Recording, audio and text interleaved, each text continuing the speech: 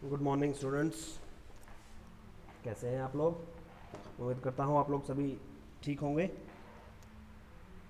आज हम करेंगे टेंथ क्लास से टॉपिक औद्योगिकरण का युग, हिस्ट्री का लेसन फोर्थ। स्टार्टिंग देखते हैं इसकी। ईटी पॉल म्यूजिक कंपनी ने सन 1900 ईस्वी में संगीत की एक किताब प्रकाशित की थी, जिसकी जिल्द पर दी गई तस्वीर ने नई सदी के उदय, डॉन ऑफ द सेंचुरी, ये देखिए चित्र है वो, डॉन ऑफ द सेंचुरी का ऐलान किया था। जैसा कि आप इस चित्र में देख सकते हैं, तस्वीर के मध्य में एक देवी जैसी तस्वीर है। यह देवी हाथ में नई शताब्दी की ध्वजा लिए प्रगति का फरिश्ता दिखाई देती है। उसका एक पांव पंखों वाले पहिए पर टिका हुआ है। यह पहिया समय का प्रतीक है। उसकी उड़ान भविष्य की ओर है। उसके पीछे उन्नति के चिन्ह तैर रहे हैं। रेलवे, कैमरा, मशीनें, प्रिंटिंग प्रेस और कारखाना, मशीन और तकनीक का यह महिमा मंडन एक अन्य तस्वीर में और भी ज़्यादा दिखाई देता है, साफ दिखाई देता है। यह तस्वीर एक व्यापारिक पत्रिका के पन्नों पर 100 साल से भी पहले छपी थी। इस तस्वीर में दो जादूगर दिखाए गए हैं। ऊपर वाले हिस्से में प्राच्य इलाके का अलादीन, जिसने अपने जादुई चिराग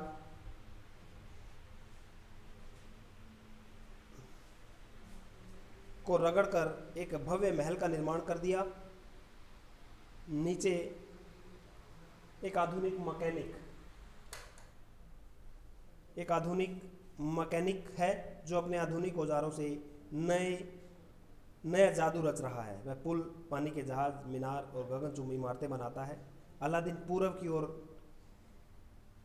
की और अतीत का प्रतीक है। मैकेनिक पश्चिम और आधुनिकता का प्रतीक है। 1 नंबर के लिए क्वेश्चन हो सकता है यहाँ से, अतीत का प्रतीक किसे माना गया है और आधुनिकता का प्रतीक किसे माना गया है।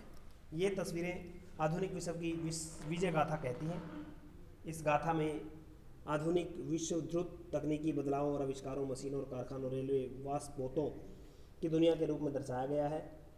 इसमें औद्योगिकरण का इतिहास विकास की कहानी के रूप में सामने आता है और आधुनिक युग तकनीकी प्रगति के भव्य युग के रूप में उभरता है। अब ये छवियाँ और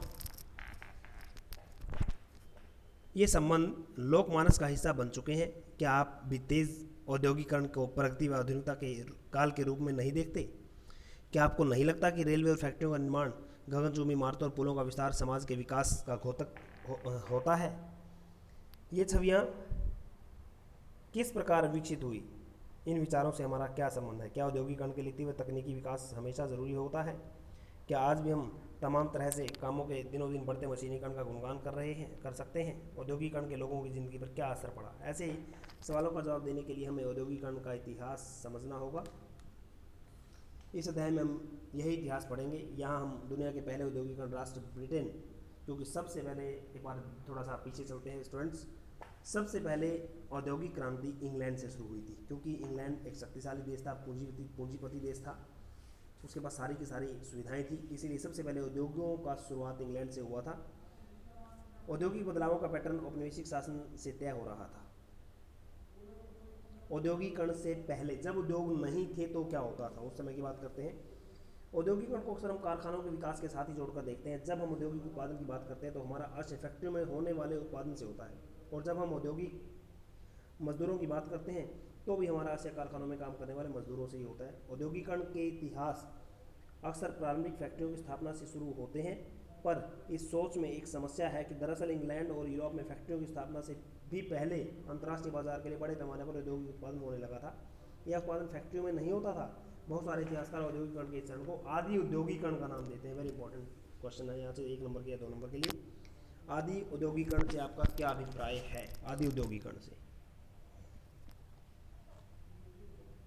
17वीं और 18वीं शताब्दी में यूरोपीय शहरों के सुदागर गांवों की तरफ रुख करने लगे थे। वे किसानों और कारीगरों को पैसा देते थे और उनमें अंतर्राष्ट्रीय बाजार के लिए उत्पादन करवाते थे। उस समय विश्व व्यापार के विस्तार और दुनिया के विभिन्न भागों में उपनिवेशों की स्थापना के कारण चीज़ों की मांग बढ़ने लगी। इस मांग को पूरा करने के लिए केवल शहरों में रहते हुए उत्पादन नहीं बढ़ाया जा सकता था। वजह यही थी कि शहरों में शहरी दस्तकारी और व्यापारी गिल्ड्स काफ़ी ताकतवर थे।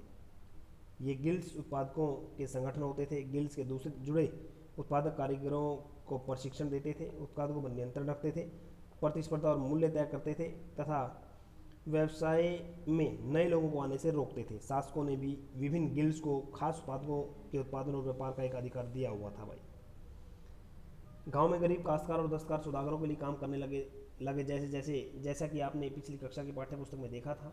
यह एक ऐसा समय था जब खुले खेत खत्म हो रहे थे, यानी कि अब जो छोटे छोटे खेतों के टुकड़े थे वो खत्म करके उनका बाड़बंदी किया, कॉमन्स और की बाड़बंदी की जा रही थी। अब तक अपनी रोजी रोटी के लिए साझा ज़मीनों से जलावन की लकड़ी, बेरियां, सब्जियां, भूसा और चारा आदि बीन कर काम चलाने वाले छोटे किसान और गरीब किसान आमदनी के नए स्रोत ढूंढ रहे थे। बहुतों के पास छोटे छोटे खेत तो थे, लेकिन उनसे घर के सारे लोगों का पेट नहीं भर सकता था। इसलिए जब सौदागर वहां आए और उन्होंने माल पैदा करने के लिए पेशगी रकम दी तो किसान फ़ौरन तैयार हो गए। सौदागरों के लिए काम करते हुए वे गांव में ही रहते थे और छोटे छोटे खेतों को भी संभाल सकते थे। इस आदि औद्योगिक उत्पादन से होने वाली आमदनी ने किसान के कारण सिमटती आय में बड़ा सहारा लगाया था। अब उन्हें पूरे परिवार के श्रम संसाधनों के इस्तेमाल का मौका भी मिल गया था। इस व्यवस्था में शहरों और गांवों के बीच एक घनिष्ठ संबंध विकसित कर दिया था। सौदागर रहते तो शहरों में थे, लेकिन उनके लिए काम ज़्यादातर देहात में चलता था। इंग्लैंड की कपड़ा व्यवसायी स्टेपलर्स से ऊन खरीदते थे और उसे सूत काटने वालों के पास पहुंचा देते थे। इससे जो धागा मिलता था उसे बुनकरों, फुलर्स और रंग साजों के पास ले जाया जाता था। लंदन में कपड़ों की फिनिशिंग होती थी। इसके बाद निर्यात व्यापारी कपड़ों को अंतर्राष्ट्रीय बाजार में बेच देते थे। इसमें तीन शब्द आए हैं। इसमें स्टेपलर, फुलर और कार्डिंग आएगा। इसमें कहा गया है कार्डिंग। यस, स्टेपलर ऐसा व्यक्ति जो रेशों के हिसाब से उनको स्टेपल करता था, यानी कि इकट्ठे करता था। फुलर ऐसा व्यक्ति जो फुल करता था और यानी चुनटों के सारे कपड़े को समेटता था, इकट्ठा करता था। कॉर्डिंग यह प्रक्रिया, इसमें कपास और ऊन आदि रेशों को कताई के लिए तैयार किया जाता था। वेरी इंपॉर्टेंट क्वेश्चन है ये, 2 नंबर के लिए क्वेश्चन हो सकते हैं ये। कारखानों का उदय कब हुआ? कहते हैं इंग्लैंड में सबसे पहले 1730 के दशक में कारखाने खुलने आरंभ हुए थे और उनकी संख्या में तेजी से इजाफा 18वीं शताब्दी में हुआ। कपास वेरी इंपॉर्टेंट पॉइंट है। कपास, कॉटन, जो आर्यों की देन कहा जाता है, नए युग का प्रतीक माना जाता है इसे। 19वीं सदी के आखिर में कपास के उत्पादन में भारी बढ़ोतरी हुई थी। 1760 में ब्रिटेन में अपने कपास उद्योग की जरूरतों को पूरा करने के लिए 25 लाख पाउंड कच्चे कपास का आयात करता था। 1787 में यह आयात घटकर 220 लाख पाउंड रह गया, बढ़कर 220 लाख पाउंड हो गया था। यह इजाफा उत्पादन की प्रक्रिया में बहुत सारे बदलावों का परिणाम था। 18वीं सदी की कई ऐसे आविष्कारों में उन्होंने प्रक्रिया में कार्डिंग, ऐंठना और कताई लपेटने के हर चरण की कुशलता बढ़ा दी, प्रति मजदूर उत्पादन बढ़ा दिया, पहले से ज़्यादा मजबूत धागे और रेशों का उत्पादन होने लगा। इसके बाद रिचर्ड आर्कराइट ने सूती कपड़ा मिल की रूपरेखा सामने रखी। अभी तक कपड़ा उत्पादन पूरे देहात में फैला हुआ था। यह काम लोग अपने अपने घर में करते थे, लेकिन अब महंगी नई मशीनें खरीदकर उन्हें कारखानों में लगाया जा सकता था। कारखानों में सारी प्रक्रियाएं एक छत के नीचे एक मालिक के हाथों में आ सकती थी और उसकी हर चीज़ पर निगरानी की जाने लगी थी। गुणवत्ता का ध्यान रखा जाता था, मजदूरों पर नज़र रखना संभव हो गया। जब तक उत्पादन गांव में हो रहा था तब तक ये सारे काम संभव नहीं थे भाई। 19वीं सदी की शुरुआत में कारखाने इंग्लैंडों के भूदृश्य का अभिन्न अंग बन चुके थे। ये नए कारखाने इतने विशाल और नई प्रौद्योगिकी की ताकत इतनी जादुई दिखाई देती थी कि उस समय के लोगों की आंखें चौंधी आ जाती थी। लोगों को ध्यान कारखानों पर टिका रह जाता था। वे इस बात को मानो भूल ही नहीं जाते थे कि उनकी आंखों से ओझल गलियों और वर्कशॉप में अभी भी उत्पादन चालू है। औद्योगिक परिवर्तन की रफ्तार कैसे चेंज हुई है? रफ्तार औद्योगिकरण की प्रक्रिया कितनी तेज थी? क्या औद्योगिकरण का मतलब केवल फैक्ट्री उद्योग के विकास तक ही सीमित रहा? सूती उद्योग और कपास उद्योग ब्रिटेन में सबसे फलते फूलते उद्योग थे। तेजी से बढ़ता हुआ कपास उद्योग 1840 के दशक औद्योगिकरण के पहले चरण में सबसे बड़ा उद्योग बनकर सामने आया था। इसके बाद लोहा और स्टील उद्योग सब आगे निकल गए थे। 1840 के दशक से इंग्लैंड में और 1860 के दशक में उपनिवेशिक में रेलवे का विस्तार होने लगा था। लोहे और स्टील की जरूरत तेजी से बढ़ी। 1873 तक ब्रिटेन में लोहा और स्टील निर्यात का मूल्य लगभग 7.7 करोड़ पाउंड हो गया था। यह राशि इंग्लैंड के कपास निर्यात के मूल्य से दोगुनी हो गई थी भाई। नए उद्योग परंपरागत उद्योगों को इतनी आसानी से हाशिए पर नहीं ढकेल सकते थे। 19वीं सदी के आखिर में भी तकनीकी रूप से विकसित औद्योगिक क्षेत्र में काम करने वाले मजदूरों की संख्या कुल मजदूरों में 20% से ज़्यादा नहीं थी। कपड़ा उद्योग एक गतिशील उद्योग था, लेकिन इसमें उत्पादन का बड़ा हिस्सा कारखानों में नहीं बल्कि घरेलू इकाइयों में तैयार होता था। तीसरे, यदि परंपरागत उद्योगों में परिवर्तन की गति भाप से चलने वाले सूती और धातु उद्योगों से तय नहीं हो रही थी, लेकिन ये परंपरागत उद्योग पूरी तरह से ठहराव की अवस्था में भी नहीं थे। खाद्य प्रसंस्करण, निर्माण, पॉटरी, कांच के काम, चर्म शोधन, फर्नीचर और उद्योग और औजारों के उत्पादन जैसे बहुत सारे गैर मशीनी क्षेत्रों में जो तरक्की हो रही थी वह मुख्य रूप से साधारण और छोटे छोटे आविष्कारों का ही परिणाम थी। चौथे, प्रौद्योगिकी बदलावों की गति धीमी थी। औद्योगिक भूदृश्य पर ये बदलाव नाटकीय तेजी से नहीं फैले। नई तकनीक महंगी थी। सौदागर व्यापारी उनके इस्तेमाल के सवाल पर फूंक फूंक कर कदम बढ़ाते थे। मशीनें अक्सर ख़राब हो जाती थी और उनकी मरम्मत पर काफ़ी खर्च आता था। वे उतनी अच्छी भी नहीं होती थी जितना उनके आविष्कार और निर्माताओं का दावा था। इस बात को समझने के लिए आइए भाप के इंजन का उदाहरण लेते हैं। जेम्स वाट ने न्यूकमैन द्वारा बनाए गए भाप के इंजन में सुधार किए थे। 1871 में नए इंजन को पेटेंट कराया गया। इस मॉडल का उत्पादन उसके दोस्त उद्योगपति मैथ्यू बोल्टन। यहाँ से 1 नंबर के लिए क्वेश्चन हो सकते हैं। पहला भाप का इंजन किसने बनाया था? न्यूकमैन ने बनाया था। सुधार किसने किए? जेम्स वाट ने किए। और इसे पेटेंट कब करवाया गया फैक्ट्रीज में? 1871 में। किसने करवाया? मैथ्यू बोल्टन ने। सालों तक उन्हें कोई खरीदार नहीं मिला। 19वीं सदी की शुरुआत तक पूरे इंग्लैंड में भाप के सिर्फ 321 इंजन, वेरी इंपॉर्टेंट, ये क्वेश्चन कई बार रिपीट हो चुका है कि 19वीं सदी में इंग्लैंड में कितने भाप के इंजन काम कर रहे थे? 321। इनमें से 80 इंजन सूती उद्योगों से, 9 ऊन के उद्योगों से, बाकी खनन, नहर निर्माण, लोहा कार्यों में लगे हुए थे। और किसी उद्योग में भाप के इंजन का इस्तेमाल काफ़ी समय बाद तक भी नहीं हुआ था। यानी मजदूरों की उत्पादन क्षमता को कई गुना बढ़ाने की संभावना वाली सबसे शक्तिशाली प्रौद्योगिकी को अपनाने में भी उद्योगपति बहुत हिचकिचा रहे थे। अब इतिहासकार इस बात को मानने लगे थे कि 19वीं सदी के मध्य का औसतन मजदूर मशीनों पर काम करने वाला नहीं बल्कि परंपरागत कारीगर और मजदूर ही होता था। हाथ का श्रम और वाष्प शक्ति। विक्टोरिया कालीन ब्रिटेन में मानव श्रम की कोई कमी नहीं थी। गरीब किसान और बेकार लोग कामकाज की तलाश में बड़ी संख्या में शहरों की ओर जाते थे।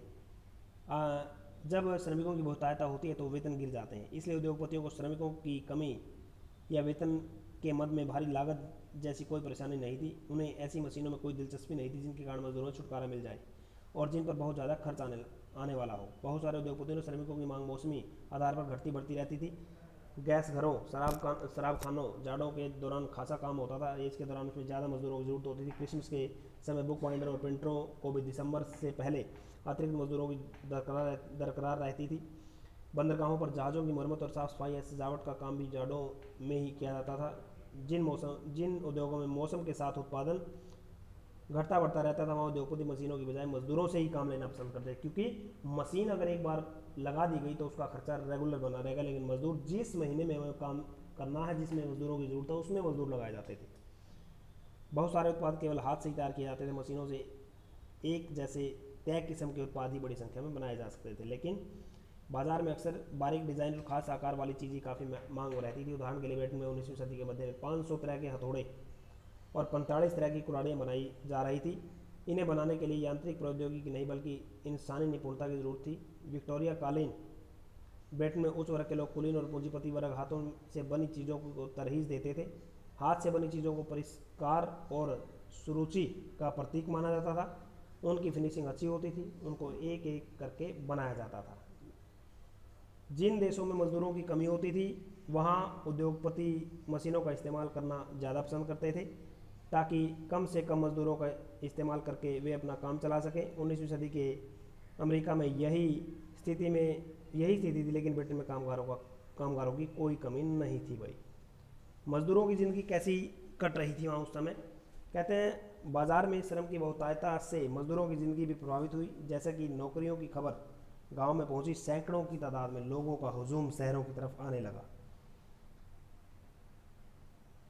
नौकरी मिलने की संभावना यानी यारी दोस्ती कुनबे कुटुंब के जरिए जान पहचान पर निर्भर करती थी। अगर किसी कारखाने में आपका रिश्तेदार दोस्त लगा हुआ है तो नौकरी मिलने की संभावना ज़्यादा रहती थी।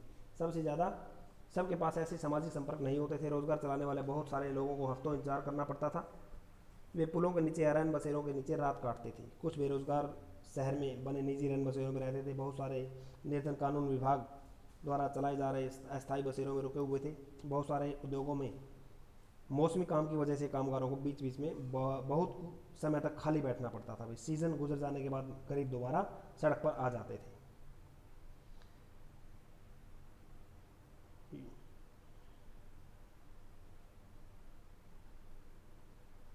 19वीं सदी के मध्य में सबसे अच्छे हालात में भी लगभग 10% शहरी आबादी निहायती गरीब थी।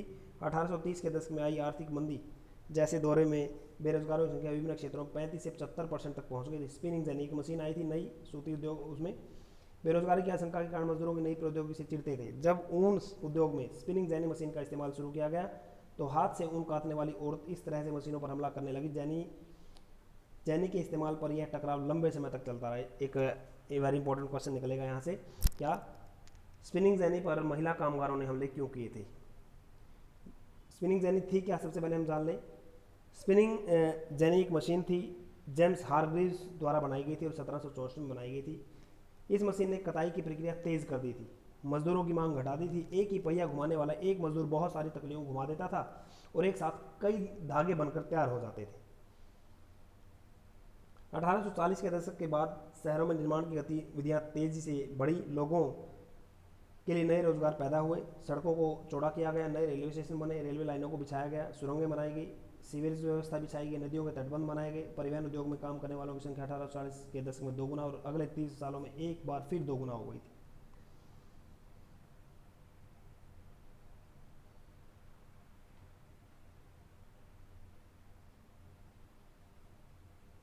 उपनिवेशों में औद्योगिकरण। आइए अब भारत पर नज़र डालें और देखें कि उपनिवेश का औद्योगिकरण कैसे होता है। यहाँ भी हम कारखाना उद्योग के साथ साथ गैर मशीनी क्षेत्र पर भी ध्यान देंगे। भारतीय कपड़े का युग। मशीनी उद्योगों के युग से पहले अंतर्राष्ट्रीय कपड़ा बाजार में भारत के रेशमी और सूती उत्पादों का ही दबदबा था। बहुत सारे देशों में मोटा कपास पैदा होता था, लेकिन भारत में पैदा होने वाली कपास महीन किस्म का था। आर्मीनिया और फारसी सौदागर पंजाब से अफगानिस्तान, पूर्वी फारस और मध्य एशिया के रास्ते यहाँ चीज़ें लेकर आते जाते थे। यहाँ से बने महीन कपड़े के थान ऊँटों की पीठ पर लादकर पश्चिमोत्तर सीमा से पहाड़ी दर्रों और रेगिस्तान के पार ले जाया जाता था। मुख्य पूर्व औपनिवेशिक बंदरगाहों में फलता फूलता समुद्री व्यापार चलता था। गुजरात के तट पर स्थित सूरत बंदरगाह के जरिए भारत खाड़ी और लाल सागर के बंदरगाहों से जुड़ा हुआ था। कोरोमंडल तट पर मछलीपट्टनम और बंगाल में हुगली के माध्यम से ही दक्षिण पूर्वी एशियाई बंदरगाहों के साथ खूब व्यापार चलता था। निर्यात व्यापार के इस नेटवर्क में बहुत सारे भारतीय व्यापारी और बैंकर सक्रिय थे। वे उत्पादन में पैसा लगाते थे, चीज़ों को लेकर जाते थे और निर्यातकों को पहुंचाते थे। माल भेजने वाले आपूर्ति सौदागरों के जरिए बंदरगाह नगर देश के भीतर इलाकों से जुड़े हुए थे। ये सौदागर बुनकरों को पेशगी देते थे, बुनकरों से तैयार कपड़ा खरीदते थे और उसे बंदरगाहों तक पहुंचाते थे। बंदरगाह पर बड़े जहाज मालिक और निर्यातक व्यापारियों के दलाल कीमत पर मोल भाव करते थे और आपूर्ति सौदागरों से माल खरीद लेते थे। यूरोपीय कंपनियों की ताकत बढ़ती जा रही थी। पहले उन्होंने स्थानीय दरबारों में कई तरह की रियायतें हासिल कर ली थी। बाद में उन्होंने व्यापार पर इजारेदारी यानी कि टैक्स कर अधिकार प्राप्त कर लिया था। उन्हें सूरत और हुगली दोनों पुराने बंदरगाह कमज़ोर पड़ गए थे। इससे इन बंदरगाहों से होने वाले निर्यात की नाटकीय कमी आ गई थी। इसमें कहते हैं 17वीं सदी के आखिरी सालों में सूरत बंदरगाह के होने वाले व्यापार का कुल मूल्य 1.6 करोड़ रुपए था। 1740 तक यह गिरकर केवल 30 लाख रुपए रह गया था, यानी कि सूरत बंदरगाह बिल्कुल पतन की ओर जा रही थी इस समय। सूरत व हुगली कमजोर पड़ रहे थे और मुंबई और कलकत्ता की स्थिति सुधर रही थी। पुराने बंदरगाहों की जगह नए बंदरगाह का प्रभाव बढ़ रहा था, औपनिवेशिक सत्ता की ताकत का संकेत था। नए बंदरगाहों के जरिए होने वाले व्यापार यूरोपीय कंपनियों के नियंत्रण में थे और यूरोपीय जहाज़ों के जरिए होता था। बहुत सारे पुराने व्यापारी घराने ढह चुके थे। जो बचे रहना चाहते थे उनके पास भी यूरोपीय व्यापारी कंपनियों के नियंत्रण वाले नेटवर्क में काम करने के अलावा कोई चारा नहीं था। भाई बुनकरों का क्या हुआ? भाई जो बुनकर थे जो बेरोजगार हो चुके थे। 1760 के दशक के बाद ईस्ट इंडिया कंपनी की सत्ता सुदृढ़ीकरण में शुरुआत में भारत में कपड़ा निर्यात में गिरावट नहीं आई थी।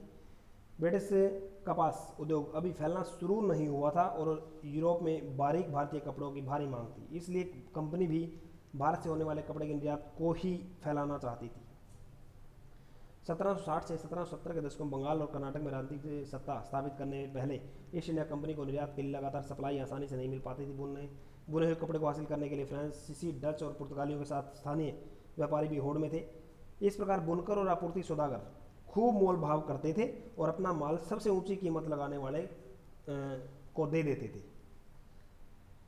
लेकिन एक बार ईस्ट इंडिया कंपनी की राजनीतिक सत्ता स्थापित हो जाने के बाद कंपनी व्यापार पर अपने एकाधिकार का दावा कर सकती थी। फलस्वरूप उसने प्रतिस्पर्धा खत्म करने, लागतों पर अंकुश रखने और कपास व रेशम से बनी चीज़ों की नियमित आपूर्ति सुनिश्चित करने के लिए प्रबंधन और नियंत्रण की एक नई व्यवस्था लागू कर दी। यह काम कई चरणों में किया गया। पहला पॉइंट क्या था इसका? कंपनी ने कपड़ा व्यापार में सक्रिय व्यापारी और दलालों को खत्म कर दिया भाई। कंपनी को माल बेचने वाले बुनकरों को अन्य खरीदारों के साथ कारोबार करने पर पाबंदी लगा दी।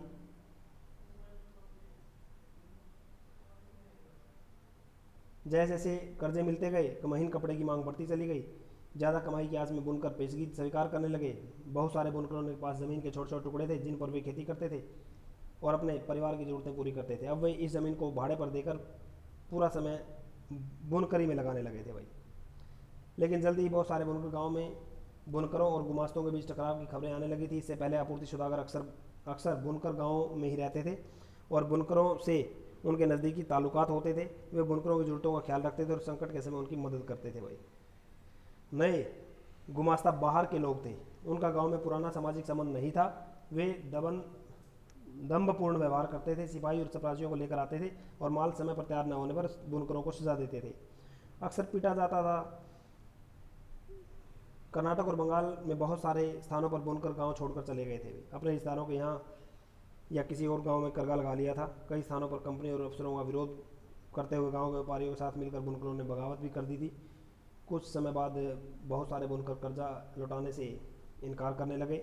उन्होंने कर्जे बंद कर दिए और खेतों में मजदूरी करने लगे भाई। भारत में मानचेस्टर इंग्लैंड का एक बड़ा महानगर सूती कपड़ा उद्योग के लिए प्रसिद्ध है पूरे विश्व में। अब भारत में मानचेस्टर कैसे आया? 1772 में ईस्ट इंडिया कंपनी के अफसर हेनरी पतुलो ने कहा था कि भारतीय कपड़े की मांग कभी कम नहीं हो सकती क्योंकि इसका माल इतना अच्छा होता है, इसके पास इतनी अच्छी थी। लेकिन समय के साथ 19वीं सदी की शुरुआत में भारत के कपड़ा निर्यात में गिरावट आने लगी और लंबे समय तक यह जारी रही। 1811-12 में सूती माल का हिस्सा कुल निर्यात में 33% था। 1850-51 में यह मात्र 3% रह गया भाई। मानचेस्टर अब भारत में स्थापित होने लग गया था। इंग्लैंड की बजाय भारत के अंदर ये फैक्ट्रियाँ लगानी शुरू हो गई थी। भारत में कपड़ा बुनकरों के सामने एक साथ दो समस्याएं थी। उनका निर्यात बाजार ढह गया था और स्थानीय बाजार सिकुड़ने लग गया था भाई। स्थानीय बाजार में मैनचेस्टर के आयातित मालों की भरमार थी। कम लागत पर मशीनों से बनने वाले आयातित कपास उत्पाद इतने सस्ते थे कि बुनकर उनका मुकाबला नहीं कर पाते थे और 1850 के दशक देश के ज़्यादातर बुनकर इलाकों में गिरावट और बेकारी के किस्सों से भरमार थी। 1860 के दशक में बुनकरों के सामने नई समस्या खड़ी हो गई। उन्हें अच्छी कपास नहीं मिल पा रही थी। जब अमेरिकी गृह युद्ध शुरू हुआ और अमेरिका से कपास की आमद बंद हो गई तो ब्रिटेन भारत से कच्चा माल मांगने लगा। भारत से कच्चे कपास के निर्यात में इस वृद्धि से उसकी कीमत आसमान छूने लगी। भारतीय बुनकरों कच्चे माल के लाले पड़ गए। उन्हें मनमानी कीमतों पर कच्ची कपास खरीदनी पड़ती थी। ऐसी सूरत में बुनकरी के सारे पेट पालना संभव नहीं था भाई। फैक्ट्रियों का आना,